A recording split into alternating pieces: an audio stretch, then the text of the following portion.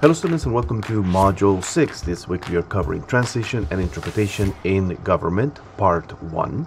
We'll continue with this topic next week in next module in Part 2. And here is the sequence of what we will be covering. There's the introduction, video lecture, and here government is all the way from the city government all the way to presidential federal government. And here we have a blooper from former Mexican President Felipe Calderón. We'll go over that and what not to do when you are interpreting at this high stakes, high level international situations. We will be covering site translation of a naturalization form N400. There's resources for the census, glossary, English to Spanish. And this is a brief tutorial on how to start class exercise 6. We have the homework, the discussion, and the study guide for quiz for modules 4 and 5 and the summer. The introduction, if you want to follow along in the PowerPoint, it has the same information we are going to cover. The PowerPoint is right there for you to open or download. But in here, in Module 6, we'll be working in the specialized field of translating for a government agency, in this case the census, for the in-home visits.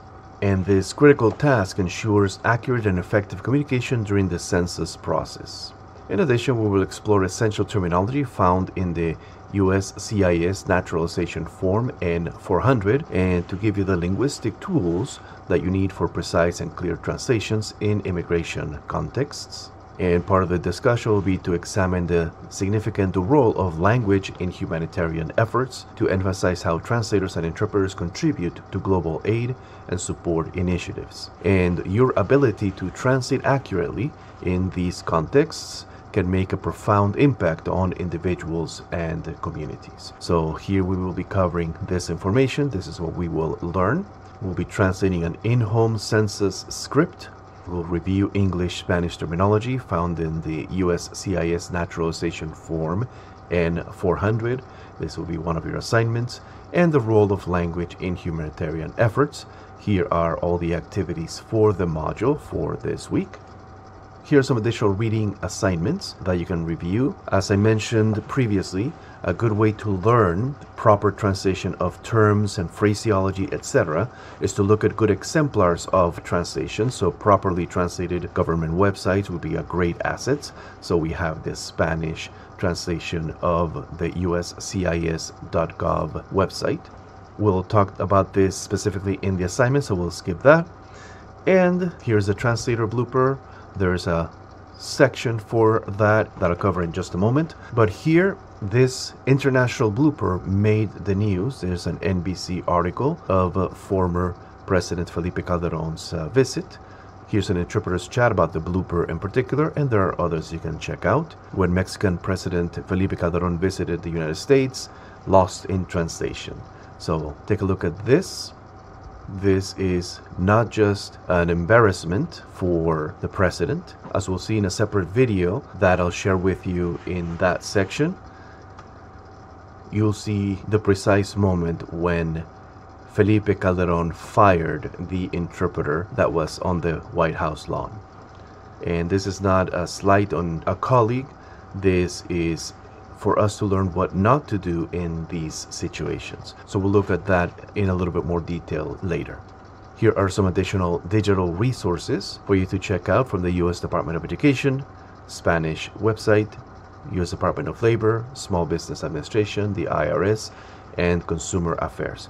These are only for you to review. There's no assignment connected to these websites, but review them so you can see the proper rendition of government terms. The video lecture is next. This is where you will see this video here. Here is the page where you'll see about this blooper from the visit from former President Felipe Calderón.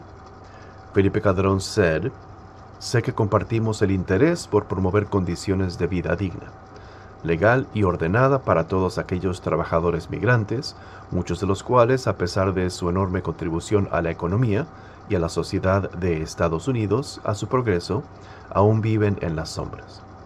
Y en ocasiones, como en Arizona, confrontan incluso patrones de discriminación." The way this was rendered, it was interpreted live consecutively. We can do so with a community that will promote a dignified life and an orderly way for both of our countries, who are, some of them, still living here in the shadows, with such laws as the Arizona law that is placing our people to face discrimination. It was so bad that the transcript was issued later and it was corrected. I know that we share the interest in promoting dignified, legal, and orderly living conditions to all migrant workers.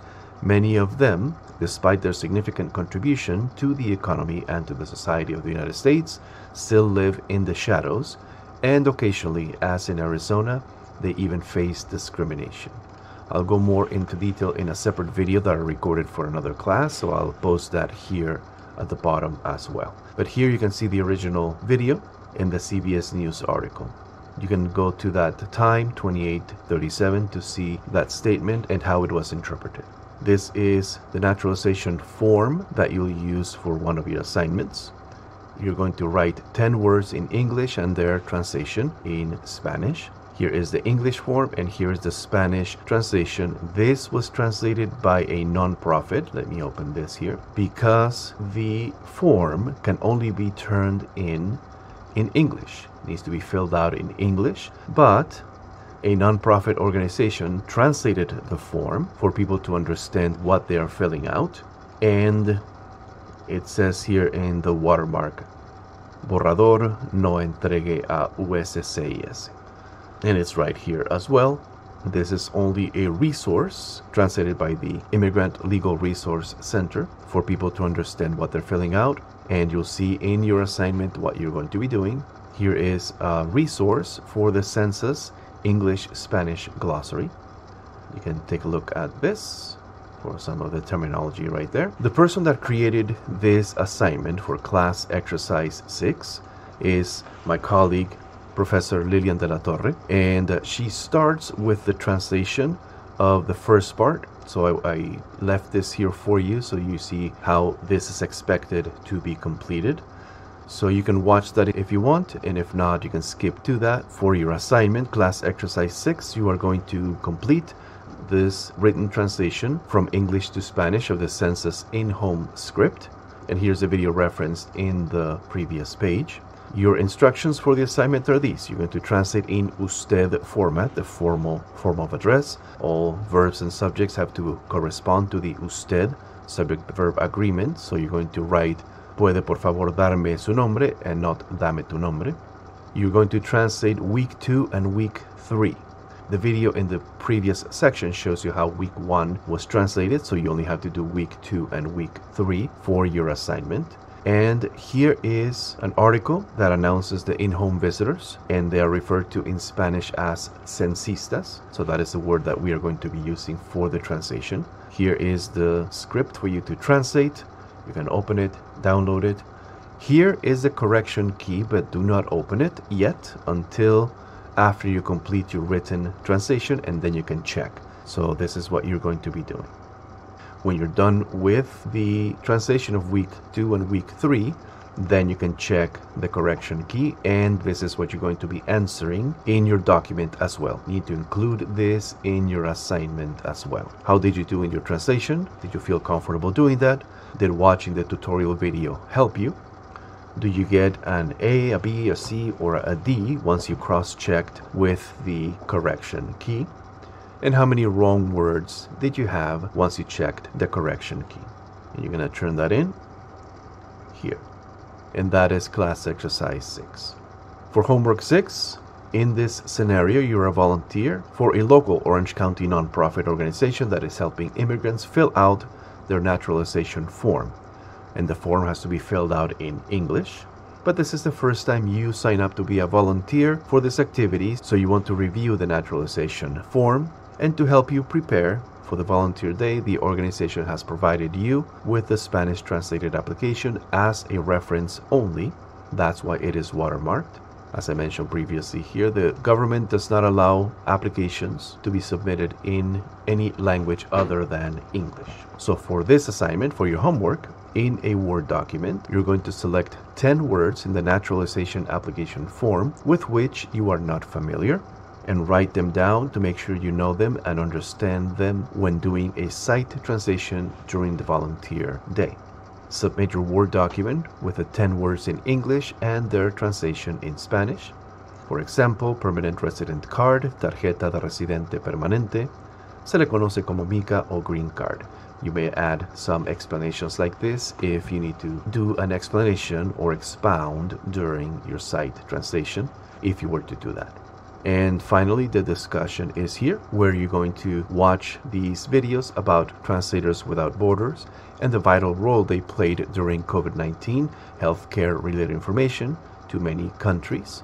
Watch these videos, then you can visit this website on humanitarian efforts and then comment about your opinion of the organization and reply to at least 2 of your classmates. So you are going to answer the following questions in your post.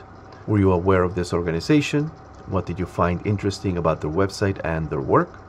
What did you learn from watching the above videos? And share with the class any organizations that you are aware are in need of volunteer translators. Are you or have you been a volunteer translator interpreter in the past for any organization? You can include any church, other local organization that you may have volunteered for. And if yes, please share your experiences with the class. Even if you just helped your parents at parent-teacher conference, if that's the only experience you have, just talk about that.